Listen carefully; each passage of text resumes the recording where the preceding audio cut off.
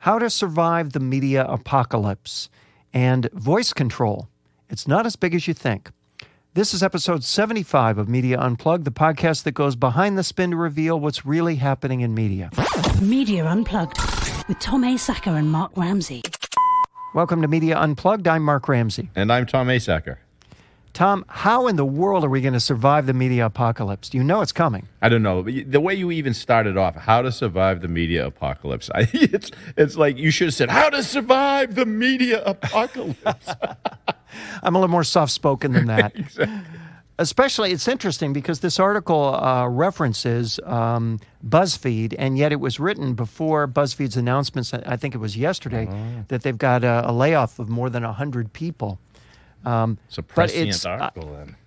I think I would have discounted this article a little bit more if it hadn't been written by somebody who really knows what he's talking about. The author is Derek Thompson. He's a senior editor at The Atlantic, and he is the author of a book called Hitmakers, which is really a terrific book. And so I took it for that reason with a little more seriousness. Here's the gist of it. At Vanity Fair, the editorial budget faces a 30% cut.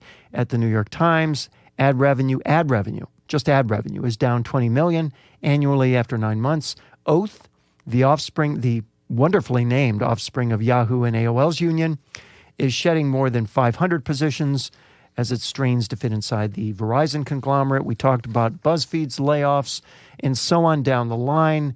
Mashable is selling for a fifth of its former valuation. Yada, yada, yada. So many media companies in 2017 have reoriented their budgets around the production of videos that the so-called pivot to video has become an industry joke. Today, the pivot seems less like a business strategy and more like end-of-life estate planning. What in the world is going on here? Tom, before we get into his explanations, what in the world is going on here? I like some of the things that he writes. He's pretty funny. Listen, Mark, it was a matter of time. I mean, we have talked about this over and over and over again, right? Consumers want, what do they want? Simple. They want fast. They want easy. They want one-stop shopping. They want free delivery. They want impulse, thoughtless consumption. And guess what? We've given everyone smartphones so they can now get all of that at every turn. That's what's going on. I mean, if people don't see the connection between those two things, then... Oh, I'm sure they do. And I think they have this weird imagination in which no other brands competing for scale exist other than their brand. Because, I mean, his number one reason, Derek's number one reason, the explanation of what's going on, not surprisingly, there are too many publishers and not enough ad money. Well, you know, you can dicker with the terms too many and not enough. What you can't dicker with is that when supply rises dramatically and demand is constrained, the demand of for ad economics, space, then the value of that digital real estate declines dramatically. And so you have all these guys competing for scale, and all these guys optimizing for clicks, which means they're competing for scale in the same, lowest common denominator way everybody else is. So before you know it, you have a million listicles and everyone reading the same listicle everywhere and no one caring about any of it. Meanwhile, Google and Facebook are cruising along, as he writes, projected to account for about 61% of combined U.S. digital ad market, which is just astonishing. Look, it's simple. Look, nothing has really changed about supply and demand and value and scarcity. A brand has value, true value, if people are willing to pay a premium for it or go out of their way to get it. And when I say go out of their way to get it, I mean make it a destination. So, can you monetize attention by selling that attention? Absolutely. That's exactly what publishers, because they were once the creators of this valuable content, but they allowed Google and Facebook to become the destination. That's it. Yes, he actually makes that point in very colorful terms, so I've got to read that. He said, Facebook and Google's and again, 90% of the growth in digital advertising is coming from just those two companies. Facebook and Google's dominance stems from one of the great arbitrages in media history. Publishers still bear the cost of reporting, analyzing, and, publishing the news. Facebook and Google cinch the bloated web into a straitjacket of vertical content known as results, pages, and feeds. In the process, they collect unparalleled information about the interests and aspirations of their users and profit from their roles as digital gatekeepers. I mean, that is just so true, isn't it? I mean, that is the distillation of what you just said. Yeah, but that's it. Look, digital attention is a very precarious thing. If you're going to make a long-term bet on it, think about it. It's free, typically. It's not one of a kind because it's easy to steal and repurpose all this stuff that you see all over the internet. And like you said earlier, it's simple supply and demand economics. So if all the attention is flowing through Google and Facebook, how are you supposed to capture it and get somebody to move to a separate destination unless you have something truly unique? Right. Truly unique. And you can't, and it's hard to have something truly unique and achieve scale at the same time, because kind of the definition of scale is that which everyone can agree on, which automatically becomes less than truly less than truly unique. His second reason is that media companies accepted VC money. Now they're accepting VC reality. Absolutely. His third reason is, as he put it, Donald Trump is the ghost of Christmas future. Oh, and there he indicates that a lot of advertisers don't want their advertising associated with any stories that surround Trump, which is hard to do when you're covering news. Right. Because almost everything surrounds Trump to some degree. He indicates, and here's where he gets to the point, which is the Trump effect isn't all negative for digital media companies. Fear of and fascination with the president has supercharged an old-fashioned revenue source for news publishers, readers. Yeah, subscriptions, right? Subscription revenue has been record growth at the New Yorker and the Post. At the New York Times, revenue from digital-only subscriptions jumped 44%, or $75 million, in the first 9 months of 2017 compared to the same period from last year. That's 3 times larger than the $20 million lost on advertising revenue over the same period, which is absolutely the business model of the Times and the Post right now. Right. In short, President Trump has pulled forward the future of news by accelerating both the decline in digital advertising and the rise of reader subscriptions. It's funny. We're talking about media, but we could be talking about anything. I mean, the other day I was looking at, those whiteboard explainer videos? You've seen these things?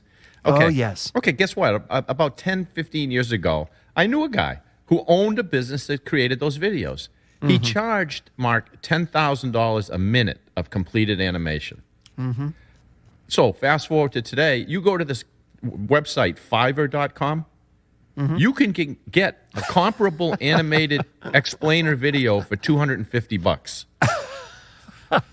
I was looking through this website. You can get a 100-word professional voiceover for $10. The world is overflowing with supply, with talent, and the internet's giving all of them platforms.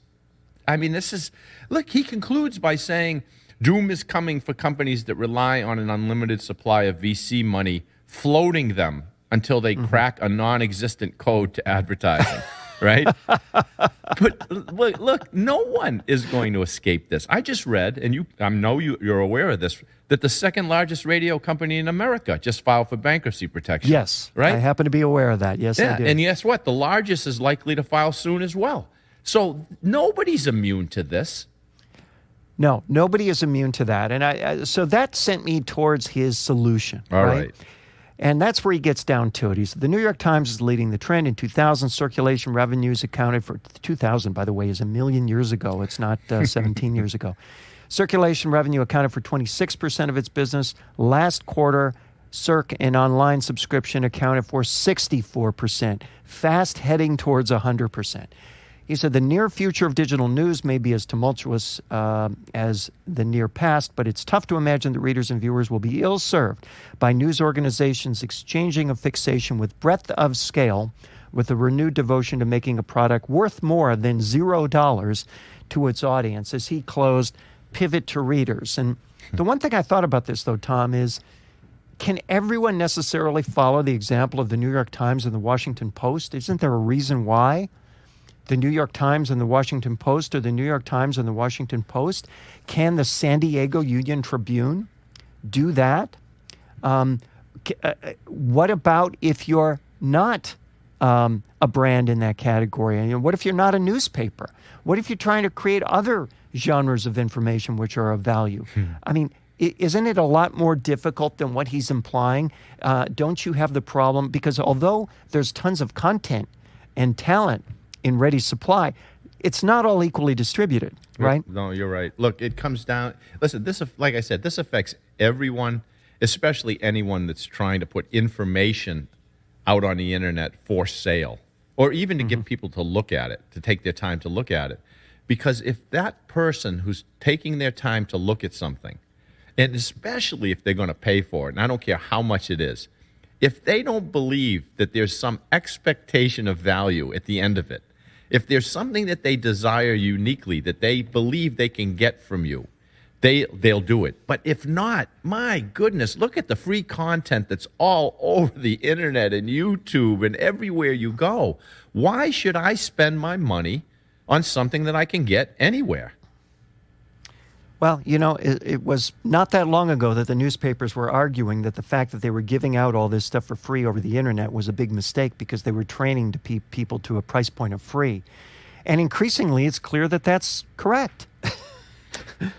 No, I mean, in an era when people are complaining because the $2 app they bought hasn't performed up to their expectation. Right. Exactly. No, we did this to ourselves. Absolutely true. My question for you is, what's the way out? You need to understand your audience, whoever that audience is, better than anyone else does. And you need to keep giving the audience, feeding them with whatever it is that's going to solve their problems, fulfill their desires. You cannot look at yourself as simply a company that provides information. You have to look at yourself as we're a company that solves our audience's problems, that fulfills their desires. And you're going to need to go broad. So you might lose a bunch of mass, but what you're going to be doing is you're going to start appealing better than anyone else to that audience that you've decided to appeal to. I don't know what the other way out is. This is a problem as old as branding and marketing, right? Because ultimately what you're saying is deliver something unique that satisfies the needs and wants of your audience, something unique and distinctive that's best in class, best in the world, right? That's what will make people pay for it, a premium that justifies its existence on the planet, right? Exactly. Like I said, pay a premium or go out of your way to get it. If people aren't doing that, it's not really a valuable brand. You are listening to Media Unplugged with Tom Asacker and Mark Ramsey. Voice control, it's not as big as you think, but maybe it will be one day. This is from our friends over at Media Village. A really smart article, I thought, by a guy named Tom Goodwin, who is a vice president, head of innovation at Zenith, which, Tom, I believe made TVs back in 1975. Yeah. So I'm not sure exactly what he's up to now, but the title of the piece is Hear What Voice Means for Brands. So this is really a brand-centric piece, but this touched on a bunch of frustrations I've had, and I suspect you've had, and we're going to talk about it. If a picture paints 1,000 words, he writes, how long will it take for Alexa to reel off my flight search results? Is that better than seeing them on my screen? To understand what a technology means for society, business, and brands, it's vital that we understand its limitations as well as its profound new possibilities. Voice is a naturally fast and sometimes magical way to input information, but as it currently stands, it's not always the best means of getting valuable outcomes. This is so true, Tom. Have you not had, you've got Alexa, I've got Google Home, have you not had some just really regrettable, disappointing experiences in your interactions with Alexa? Yeah. Look, Mark, I'm telling you what's going to happen. I think it's actually much bigger than what he thinks. Because look, he writes that reality, what did he say? The reality is that for most people trained in the old way, voice is hard and the payoff not great. That's right. But even though right now it might seem that way, I also never expected to have a female voice give me turn-by-turn directions while I was driving my car. But I do now, right? And so I think you've got to have like just a little bit more imagination. But Tom, you just used an example where the payoff really is quite great. I mean, how many times we used to have the the Thomas's Guide here in Southern California. And, you'd have to you move to California, you got to buy the Thomas's Guide. It's got to sit there somewhere in your car. And then the only way to use it, because it's 1,000,000 pages long, right? And you got to figure out what your coordinates are. It was just a nightmare beyond nightmares to navigate in Southern California back in that era. So this solved a huge problem for people trying to get places. And I think his point is that in the short run, that it's not so clear what the payoff is. I'll give you a for instance that relates to me. In addition to my Google Home, I've also got Philips Hue bulbs and some of the lamps around the living room. Yep. So I'm fishing around for something in the one of the drawers, and there's a lamp right above it, right? So there's a lamp, I'm telling you, 2 feet from me. But there's no switch on the lamp, Tom, because it's operated through the Google Home. So I have to turn around and I have to shout over to the Google Home, "Hey, Google, turn on the lights," in order to get the light right in front of me to go on. And then if it's not bright enough, I have to say, "Hey, Google, turn up the lights." No, I Tom, hear you. All I have to do is reach up, turn the knob, the light is on, and I can solve my problem without going through all this rigmarole. No, and I hear it's you. it's even worse if I say, "Hey, Google, order some mouthwash," and then I've got the problem. Well, does Google really know what kind of mouthwash I want, or how much, or what size, or what? You're lacking imagination too. Look, all of this has to do with context, right? So, I mean, he says that it's not a faster way to get a pizza. Listen, that depends. If I'm driving home and I say, I think I'll get a pizza, and I decide to order and pick up a pizza, am I going to pick up the phone and dial? Am I going to pick up the phone and start pushing buttons? No. While I'm driving, I'm going to say, "Order a pizza," and the thing will come back and say, "What do you want on it?" This is what's coming. It's going to happen.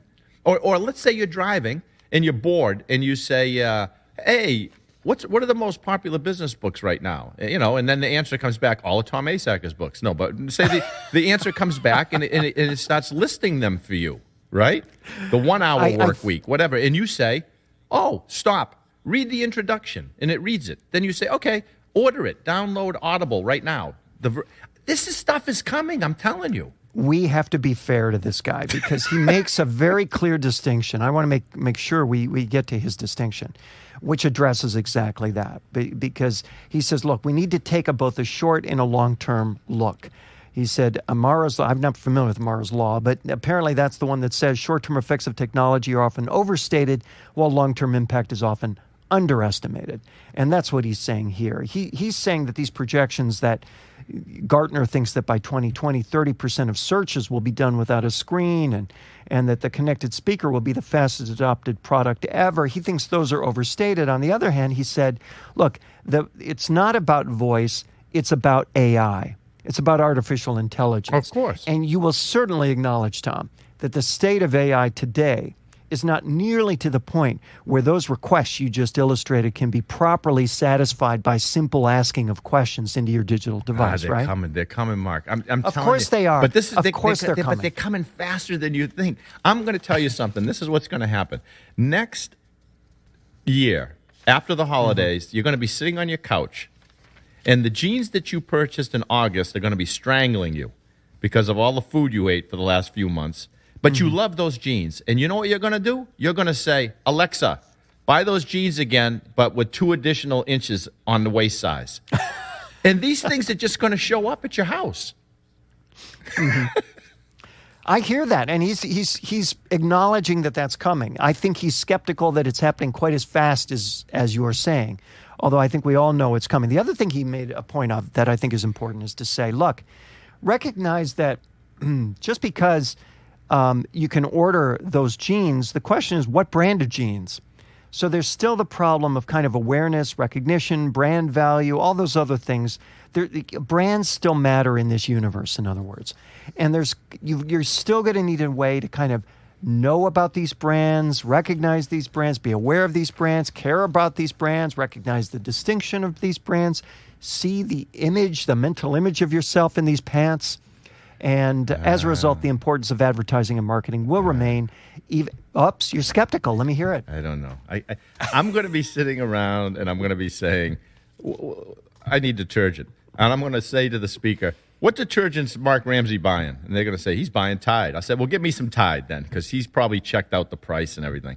I'm just telling you, there's going to be so much information out there that you're going to be able to just say, what has the highest rating and the lowest price right now for detergent on Amazon? It's going to say blah, blah, blah. And you're going to say, Listen, buy it. The problem with that is in your part of the world, all the clothes you're going to get are going to come from LL Bean. So. Come on now.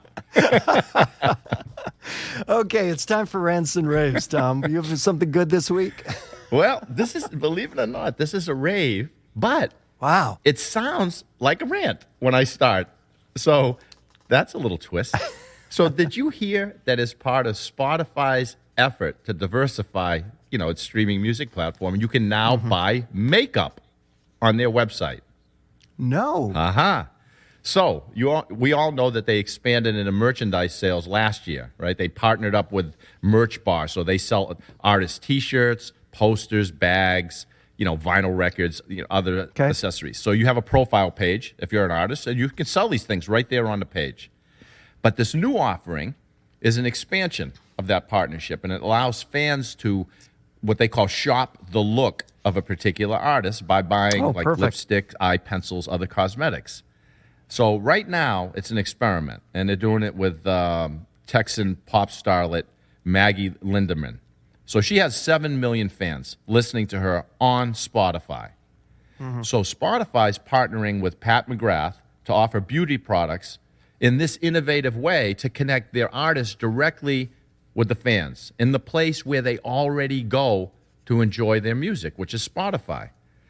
I think this can be huge, and I'll tell you why. Celebrity endorsements, especially trying to reach younger people, millennials, it's huge. So imagine if Spotify can act as kind of like the artist's trusted partner, and then they go do deals with brands, and then those brands' products show up on the Spotify profile pages of the particular artist, and then fans can just click right there on the page, buy the product without leaving the site. Like I said earlier, right? One-stop shopping, free delivery, impulse purchase. I think this is really smart move and eventually a big win, because the key to growth, and we always talk about this, and frankly, to not being a competitive sitting duck, is to keep moving, keep experimenting, solidify relationships, expand, broaden your appeal. And so I think that that's a really smart move, and you're going to see this over time. We're going to talk about this more with Spotify. That sounds great, and that's also kind of that whole notion of, you're here for a reason, and it just expands the value proposition to people who are here and want that product anyway, so you don't have to go searching somewhere else. It's kind of the Amazon thinking applied to Spotify, right? Exactly. And guess what? You don't have to go to their Shopify page and worry about putting in your information and all that, because if you're used to doing that on Spotify, if they get you doing it and feeling comfortable and safe, why not stay there and do it? That's right. That's a good point. Yeah, I love that. That's a great one. Okay, I got a couple. I know you do. And I always try and have a couple, as you know. These are both related, though, and they're both in the theme of those who forget history are condemned to repeat it. The first is kind of a rave, and the second is definitely a rant. So I happened to see last night the new movie, The Post.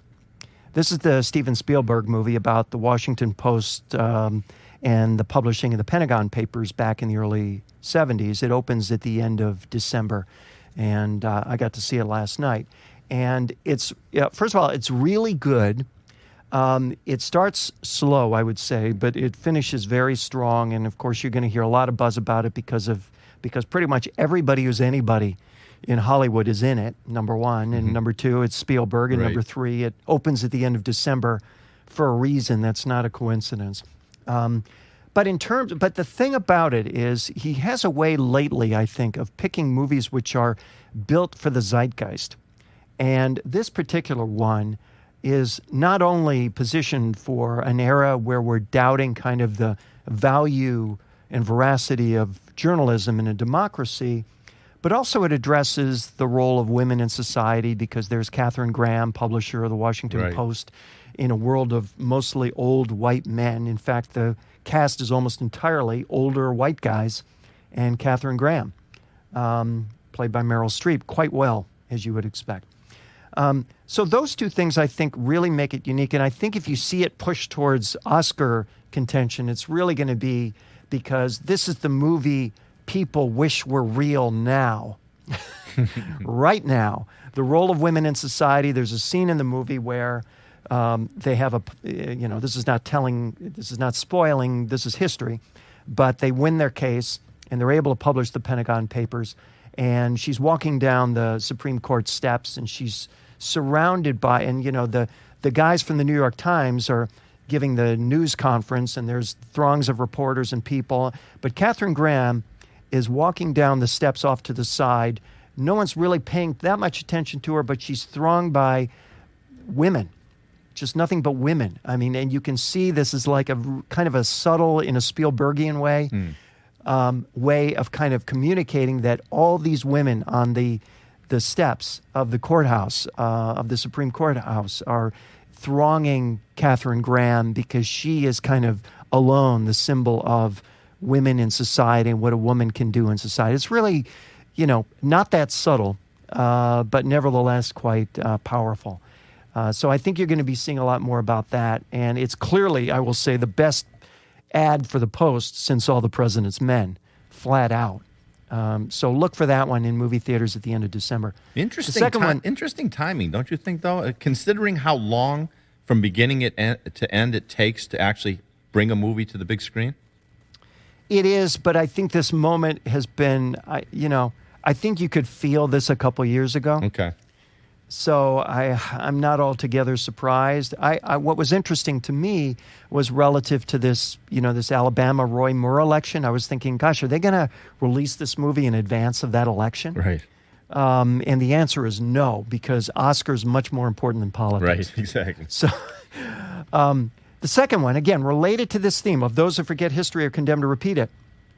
Tom, we haven't touched on news from the world of wax museums lately. Jesus. How did I know this was coming? So this is from CBS News, and the title is Selfies Wax Museum Hitler Exhibit Sparks Outrage. And sadly, I wish I could see this for funny, because it's really not. But this is from Indonesia. You won't see this in New York. The teenagers smile as they take selfies with a heroically posed Hitler, apparently unaware that the giant backdrop to their happy moment is the Auschwitz-Birkenau extermination camp where more than 1 million people were exterminated by the Nazi dictator's regime. The infotainment-style museum is defending the display as, quote, fun for teenagers. Now, this is in Indonesia. Human Rights Watch denounced the exhibit as sickening, and the Los Angeles-based Simon Wiesenthal Center, which campaigns against Holocaust denial and anti-Semitism, demanded its immediate removal. Behind the waxwork is a giant image of Auschwitz and the slogan, "Work sets you free," that appears over the entrance to Auschwitz and other camps where millions of Jews and others were systematically killed during Germany's wartime occupation of much of Europe. Worley, the marketing officer for the museum, who goes by that one name, Warley, said he was aware Hitler was responsible for mass murder, but defended the waxwork on display since 2014 as, quote, one of the favorite figures for our visitors to take selfies with. Oh, man. Quote, no visitors complained about it. Most of our visitors are having fun because they know this is just an entertainment museum, he said. Worley hadn't heard of the Wiesenthal Center, but said he'd discuss its demand to remove the display with the building's owner and management. Quote, we will follow the best advice and response from the public, he said. Let people judge whether the character is good or bad. Tom, it's all situational. Just let people judge. Let people be the judge, right? Right. Let the audience tell you what you should be doing. Let the audience tell you, because it has because nothing they know, to do with, right? It's all there are no absolute rights and wrongs. There are no absolute true or falses, and there is no such thing as history. So there you have it. News from the Wax Museum. Oh, Jesus. I think the less said about that, the better. You're I think probably it right. speaks volumes. That's Media Unplugged for this week. Please remember to subscribe to us at iTunes or on Stitcher in spite of what you just heard. And while you're there, please rate the show. It helps other folks discover us. You can also catch us at art19.com, Radio Inc., Media Village, and Google Play Music. You can follow Tom on Twitter at Tom Asacker and Mark at Mark Ramsey Media. Send us your questions and comments using hashtag Media Unplugged. If there's a media topic you want us to cover, tweet us. Occasionally people do, right, Tom? Last week. There you go. Catch up on older episodes at our website, MediaUnplugged.net. Special thanks to the one and only producer of Media Unplugged, the incomparable Jeff Schmidt, who has been with us now for 75 episodes. Thank you, Jeff. Exciting audio for media. You can find him, and you should, at jeff-schmidt.com. For Tom Asacker, I'm Mark Ramsey. Thank you for listening.